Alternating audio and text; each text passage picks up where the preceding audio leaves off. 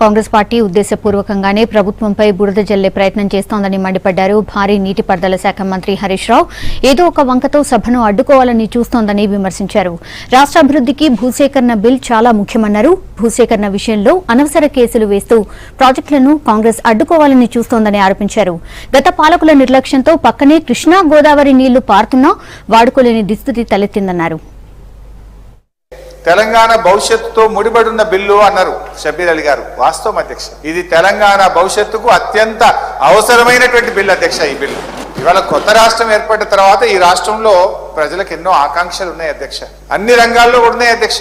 ముఖ్యంగా తెలంగాణ ఉద్యమం జరిగిందే నీళ్లు నిధులు నియామకాలు అనేటువంటి స్లోగన్ మీద జరిగింది అధ్యక్ష. ఇవాళ ఈ నీటిపారుదల రంగంలో గత 6 దశాబ్దాల కాలంలో జరిగినటువంటి అన్యాయాన్ని సవరించుకొని ఇవాళ 1 కోటి ఎకరాల మాగానిగా నా తెలంగాణ మారాలని ఇవాళ గౌరవ ముఖ్యమంత్రి గారు శపథాన్ని పూరింది అధ్యక్ష. ఇవాళ మన రాష్ట్రంలో ఏం జరిగింది అధ్యక్ష?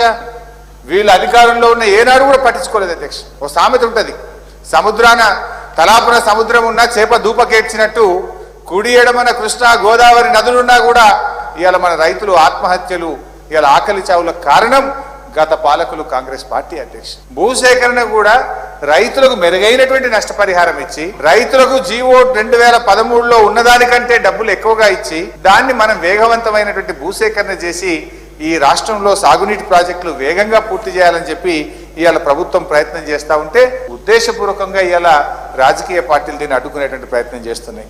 ఇవాళ ఈ రాష్ట్రంలో మీరు ఒక్కసారి గమనిస్తే అధ్యక్ష, ఒక్క జీవో 123 మీద వేసినటువంటి కేసులు ఇప్పటి వరకు 30 కేసులు వేసిండ్రు అధ్యక్ష.